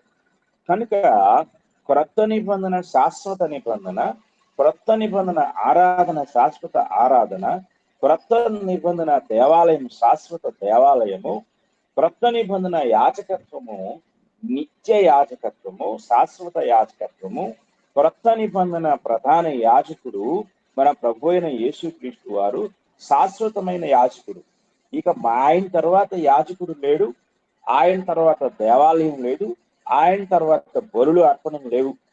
కనుక అంతిమ దేవాలయము క్రీస్తు కట్టిన దేవాలయమే. కనుక క్రీస్తు కట్టిన దేవాలయం క్రొత్త నిబంధన ద్వారా మనకు చెప్పబడింది. మీరు దేవుని ఆలయం అని పౌలు గారు కొరింథీయులకు రాశారు. దాన్ని మనం వదిలిపెట్టి ఆ ఆలయంలో మనం ఉన్నామని, ఆ ఆలయమే పరలోక ఆలయానికి ప్రతిబింబం అని మనం మర్చిపోయి ఇంకా చాలా మంది క్రైస్తవులు ఎక్కడో యెరూషలేములో కట్టే దేవాలయం మీద దృష్టి పెట్టి ఆ దేవాలయం నిర్మితం అవుతుంది, యూదులందరూ పోగు చేయబడతారు, యూదులందరూ అక్కడికి వస్తారు, అక్కడ ఎర్రని పయ్యలతో బలి జరుగుతుంది, అంతటితో క్రీస్తు ప్రభు యొక్క రాకడ సంభవిస్తుంది అని బోధిస్తూ అనేక మంది అమాయకులను ఈ బోధలోనికి ఆకర్షిస్తున్నారు. చాలా మంది ఇదంతటిని ఆలోచించకుండా వీటన్నిటికీ ఒకే ఒక సమాధానం, అదేమిటంటే ప్రభు ఒకే ఒక సూచన చెప్పాడు, దొంగ వలె వస్తాను, మెలకువగా ఉండండి, సిద్ధంగా ఉండండి అని. అంతేకాని నా రాకడకు ముందుగా యెరూషలేములో దేవాలయం కట్టబడాలి, నా రాకడకు ముందుగా యూదులందరూ సమకూర్చబడాలి, నా రాకడకు ముందుగా ఎర్రని పెయ్యను బలివ్వాలి, ఇవన్నీ ప్రభు చెప్పలేదు. ఒకవేళ చెప్పుంటే మనం అప్పుడే సిద్ధపడవచ్చు. అప్పుడే ఆ దేవాలయ నిర్మాణం వాళ్ళు ప్రారంభించినప్పుడు అప్పుడు మనం మారు మనసు పొందవచ్చు. ఇంతలో తొందర ఏమీ లేదు అని మనం అంతా అనుకుంటాం. కానీ ప్రభు ఎక్కడ చెప్పలేదు. కనుక ప్రియమైన వాళ్ళరా, చాలా జాగ్రత్తగా మనం పరిశీలించినట్లయితే ప్రభు యొక్క రాకడకు ఎలాంటి సూచనలు లేవు. కానీ ప్రభు యొక్క రాకడలో జరిగే 14 సంగతులు నేను మీకు తెలియజేస్తాను. రాకడలో జరిగేవి, రాకడ దినమందు జరిగేవి, రాకడ సమయంలో మాత్రమే జరిగేవి. రాకడ సమయంలో ఏం జరుగుతుందో, రాకడ దినమందు ఏం సంభవిస్తుందో అది మాత్రమే ప్రభు చెప్పాడు, అపోస్తలులు కూడా చెప్పారు. క్రొత్త నిబంధన ఈ సత్యాన్ని మనకు స్పష్టంగా తెలియజేస్తుంది. రాకడకు ముందు కాదు సుమా, రాకడలో రాకడ సమయంలో అనే విషయాలు మాత్రమే మీరు గ్రహించాలి. కాబట్టి ప్రభు రాకడకు ముందు ఇలాంటి సూచనలు జరుగుతాయి అనే బోధలు చాలా మంది బోధిస్తూ ఉంటే, అమాయకులైన విశ్వాసులు, చదువు లేని వారు, అలాగే చదువుండి కూడా చదవకుండా, పరిశీలించకుండా ఎదుటివారి బోధల మీద మాత్రమే ఆధారపడే క్రైస్తవులు కొంతమంది ఈరోజు ఉన్నారు. నన్ను చాలా మంది ప్రశ్నించారు, రాకడ రావాలి అంటే అక్కడ దేవాలయం నిర్మాణం జరగాలంటే కదండి, అలాగే ఎర్రని పెయ్యలు కూడా దొరికాయంటే కదండి, యూదులు అందరూ కూడా పోగు చేయబడుతున్నారంటే కదండి. ఇది చాలా మంది అడుగుతున్న ప్రశ్న.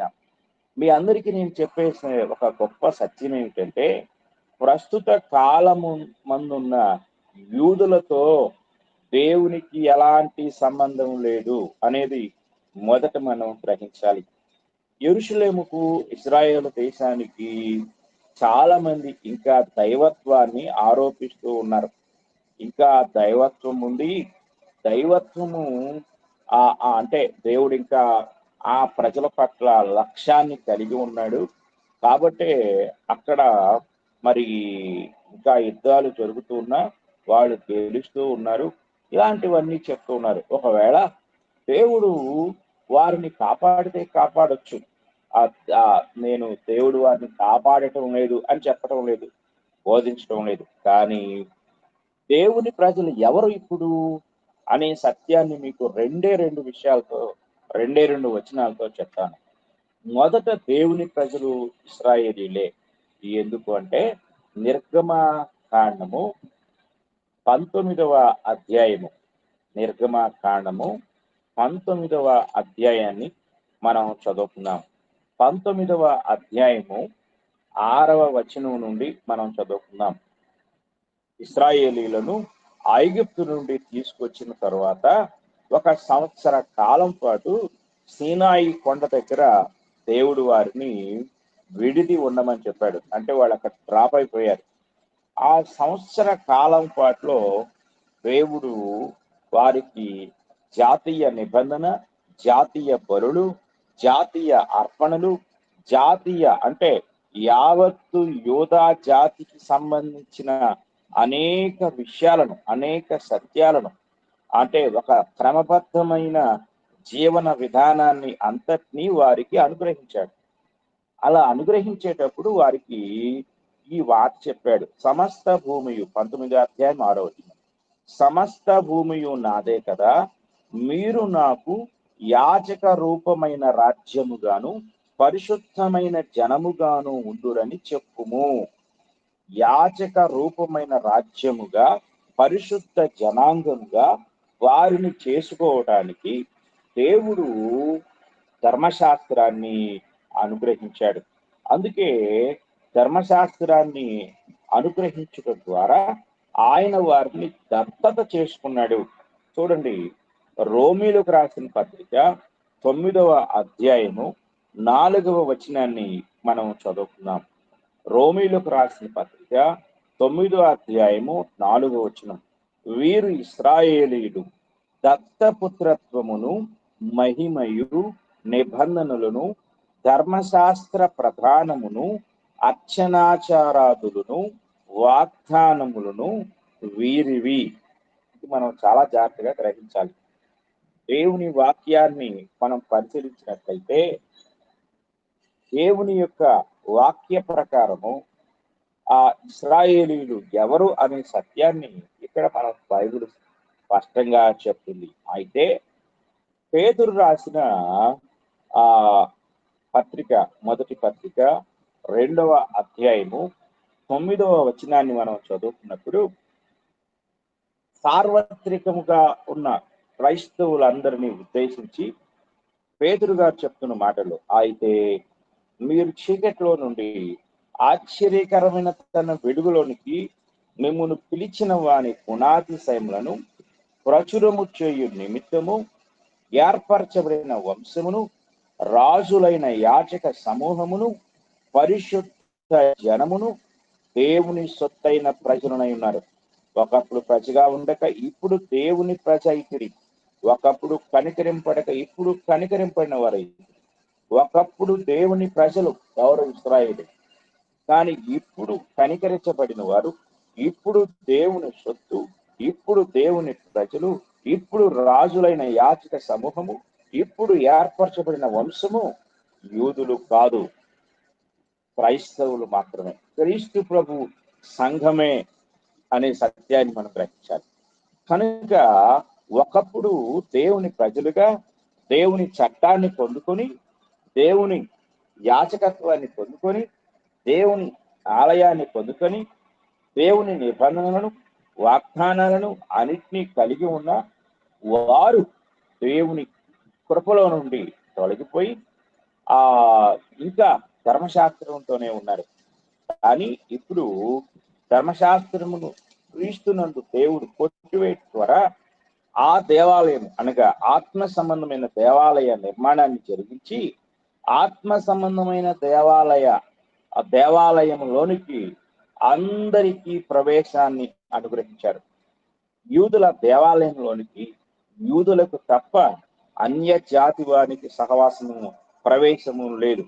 కానీ యెషయా ద్వారా దేవుడు ప్రవచించాడు, నా మందిరము సమస్త జనులకు ప్రార్థనా మందిరం అనబడును అన్నాడు. అంటే ఆయన కట్టబోయే ఆ మందిరము, ఆ దేవాలయము సమస్త జనులకు ప్రార్థనా మందిరము. ఇది యెషయా 56:7 కనపడుతుంది. కనుక సమస్త జనులకు ప్రార్థనా మందిరం అనబడిన దేవాలయము క్రీస్తు ప్రభు కట్టిన దేవాలయం. కనుక క్రీస్తు రాకడకు ముందుగా యూదులు కట్టే దేవాలయంతో క్రీస్తు రాకడకు సంబంధం లేదు. ఒకవేళ యూదులు కట్టుకుంటే కట్టుకోవచ్చు, లేకపోతే లేదు. ఒకవేళ వారు కట్టినా కట్టకపోయినా క్రీస్తు కట్టిన దేవాలయంతో ఇక ఆ యూదులకు సంబంధం లేదు. వారు కూడా రక్షణ పొందాలంటే క్రీస్తు కట్టిన దేవాలయంలో ప్రవేశించితేనే వారికి రక్షణ. క్రీస్తు కట్టిన దేవాలయము, ఆయన నిర్మించిన ఆ యొక్క దేవాలయము ఆయన సంఘమే.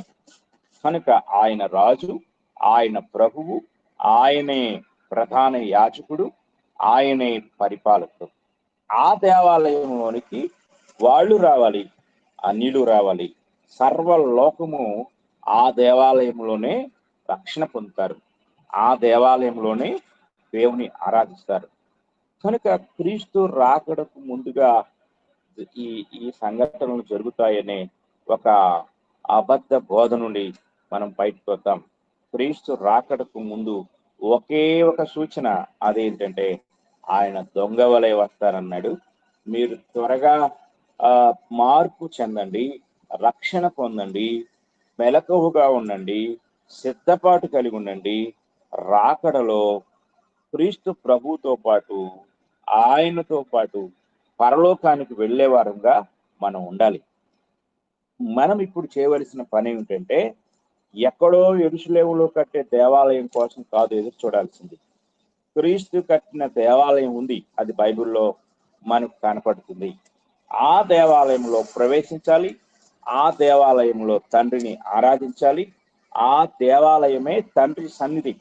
క్రీస్తు సంఘమే తండ్రి సన్నిధి. క్రీస్తు సంఘమే ఆత్మ సంబంధమైన మందిరం. క్రీస్తు సంఘమే దేవుని ఆలయం. క్రీస్తు సంఘమే సజీవమైన రాళ్లతో కట్టబడిన మందిరం. ఆ మందిరంలో నువ్వు ఉన్నావో లేదో చూసుకో ఫస్ట్. ఆ మందిరము ఎత్తబడుతుంది రేపు. ఆ మందిరాన్ని ఆయన తీసుకుని వెళ్తాడు. కనుక నీవు ఒకవేళ ఆ మందిరం గురించి ఆలోచించకుండా, ఆ ఆలయంలో ప్రవేశించకుండా, ఎక్కడో యూదులు మరలా ఆలయం కడతారు అని నువ్వు ఎదురు చూస్తూ ఉంటే నువ్వు మోసపోతావు. అనుకోకుండా ప్రభు వస్తాడు. ఆయన వచ్చినప్పుడు నువ్వు మోసపోతావు. నీ నిరీక్షణ వేస్ట్ అయిపోతుంది, నీ జీవితము వేస్ట్ అయిపోతుంది, నీ భక్తి వేస్ట్ అయిపోతుంది. తుదకు నువ్వు నరకంలో ఉంటావు. కనుక ప్రియ సహోదరి, ప్రియ సహోదరుడా, క్రీస్తు రాకడకు నీకు దేవుడిచ్చిన సూచన ఏమిటంటే నీవు మారు మనసు పొందు, నీవు రక్షణ పొందు, క్రీస్తు కట్టిన దేవాలయంలో ప్రవేశించు. ఆయనే నిన్ను తన ఆలయంలోనికి చేర్చుకుంటాడు. నిన్ను ఆయన తన ఆలయంలో ఆరాధించే వ్యక్తిగా చేసుకుంటాడు. నీవు ఆయన రాకడలో ఆయనతో పాటు పరలోకానికి వెళ్తావు. కాబట్టి ఇంతవరకు మనం నేర్చుకున్న విషయాలను ప్రతి ఒక్కరూ శ్రద్ధగా గ్రహించాలని మీకు నేను తెలియజేస్తూ ఈ మాటలు ముగిస్తూ ఉన్నాను. దేవుని చిత్తమైతే రేపటి దినాన క్రీస్తు ప్రభు రాకడలో సంభవించే సంఘటనలను గూర్చి మనము ధ్యానిద్దాం. అందరికీ వందనాలు.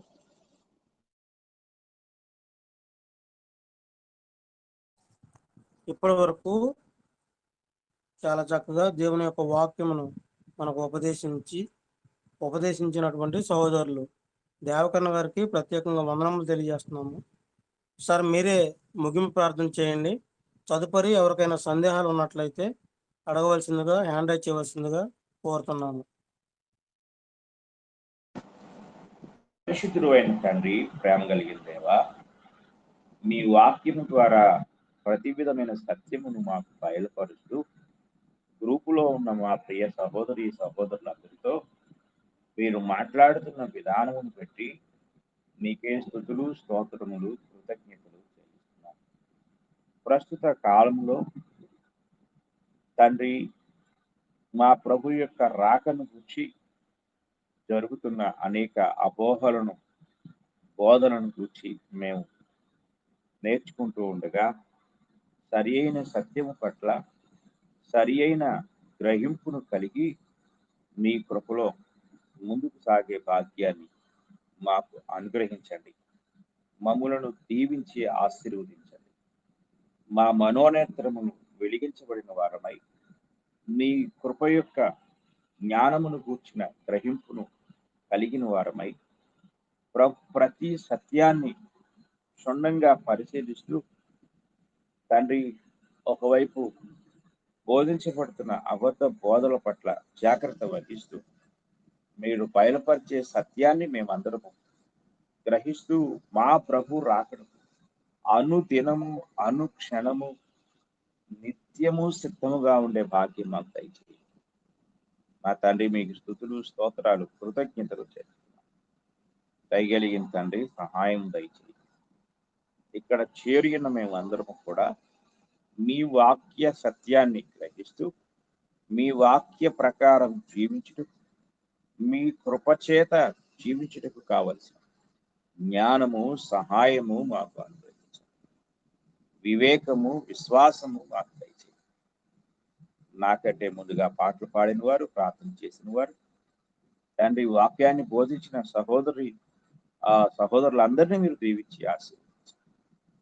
అలాగే మా తండ్రి, మరి ఈ గ్రూపులో ఎవరైనా బలహీనులుగా, రోగగ్రస్తులుగా ఉంటే మీ కృప ద్వారా దీవించి ఆశీర్వదించి స్వస్థపరిచి మంచి ఆరోగ్యాన్ని అనుగ్రహించండి. మీ కృపచేత బలపరచండి. తండ్రి, మీకు స్తోత్రాలు చెల్లిస్తున్నాను. అలాగే మా తండ్రి, ఈ కార్యం అంతటినీ కూడా నిర్వహిస్తూ ఉన్న సహోదరు రవి గారిని, వారి కుటుంబాన్ని మీరు ఆశీర్వదించండి. వారి భౌతిక, ఆత్మీయ, ఆర్థిక పరిస్థితులను మీరు మెరుగుపరిచి ఇంకను అనేక గొప్ప కార్యములు జరిగించుటకు కావలసిన కృపను, జ్ఞానమును దయచేయండి. మా ప్రియులందరినీ మీ కృప కలిగిన హస్తములకు అప్పగిస్తూ ఈ ప్రార్థన మా ప్రభు అయిన యేసుక్రీస్తు వారి యొక్క పరిశుద్ధ నామములు అడిగి వేడుకుంటున్నాము. ఆమేన్.